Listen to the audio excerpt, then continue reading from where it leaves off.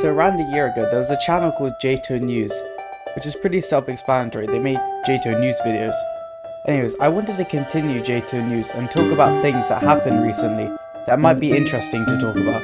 So I guess welcome to the first episode of JToH News. Firstly, I wanted to talk about Silent Abyss, which is a new sub-realm that came out. I personally haven't played the new sub-realm, but I've heard from people that it's quite good. Also, I wanted to comment on how cool the design looks. Yes, I get the gameplay over design thing, but if you look at the ring, from 1 to 6 or something, you wouldn't expect something as cool as Silent Abyss or say Garden of Ixchel, which if you didn't know for whatever reason, Garden of Ixchel is like another sub-realm.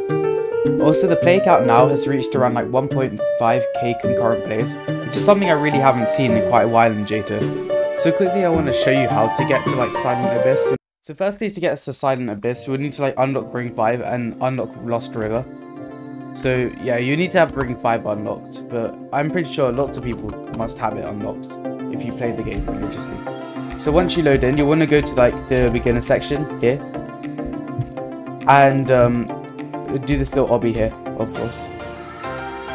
And then once you do this obby, there's like a little pathway here, and then there's a spell. If you don't see the spell, just like do this anyways and it should work, and these little platforms here should spawn up here, and then do this little obby here, and it should unlock Lost River. So once you're done here, you follow this pathway and you see the little teleporting chambers over there. I do want to clarify that it is quite a long process to get to Silent Abyss. It's very long. I mean, not very, it's like 5 minutes basically, but it's a lot more steps than usually you would get to something.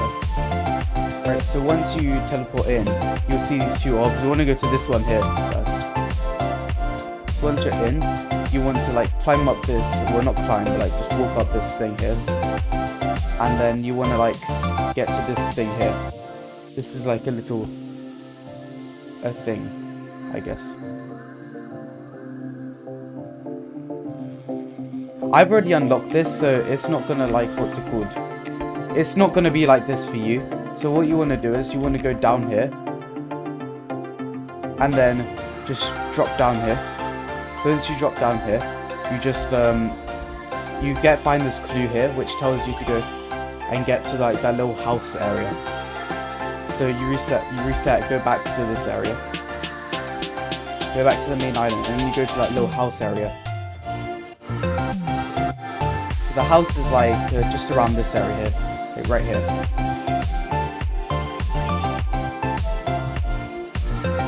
And yeah, so basically once you do that, just all you do is just go do this little mini obby here, and then you need to find 3 items. So for me it doesn't show the items, but like the one should be here around this area here. So once you collect that, you go down and collect it, and then you go here, you go back out, and then you go up this area here. Wait, yeah, you just do this little thing here, and then get up this area here and climb this thing. I'm pretty sure there should be an item here, I'm not sure, around on this roof somewhere. I mean, once you're here, I think, yeah, it's right. I think it's supposed to be right there. So once you get it, you should be able to see it. It's right.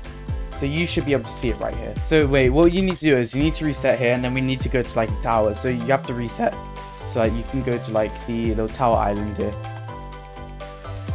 Where is it? Oh yeah, here. So once you get it, you need to go to this difficult tower. Just follow this path here, and the tower we're looking for is this one, I'm pretty sure. No, that one. So let's just hop on over to it. So once you're in it, I mean, I recommend you really have some boost items, but you don't really have to have boost items to do this. You can just do this obby like normal. But what you need to do is you need to like spawn like 2 boxes here to like unlock this button here. So yeah, so you just keep going, doing this. Yeah, and then once you get to this sort of area here, you should see this little button here, and just get on there. It'll spawn one of these boxes. You need to get 2 of these, so there's another one up here. It's quite dark in here actually. Let me just like what's it called? Get like a little thing here. It's not so dark. Anyways, let's get up here and get the second button. Oh, It can be a bit annoying just trying to teleport up here, but you know, yeah. So you just get this button, and you need to find a way to like get both of these buttons to spawn to get that thing over there. So all you want to do is push this thing over here, and then push this button here, push this button here, and push this button here, and now just push this button here, and it should trigger the thing. Yeah, there we go. So now what you should do is you just go in here and just enter this area here, and it should be just right here, right behind this area here. So once you got 3 items, just reset the tower here. Yeah, so once you exit the tower, go back to the main island area, and go back to like the little portal area. So once you're in, now it should have this little thing here. Jump right in, and it should teleport you back to Silent Abyss. It's a pretty good cutscene actually. So it like gives you this little cutscene, and it should land you into this sort of water area. So this kind of reminds you a bit of like Atlantis or something. I don't know. I think it's pretty cool though, this area. From what I've heard, the towers are pretty good here, and like this area is supposed to be quite well liked in generally. But yeah, that's how you get it. Hope you found this useful.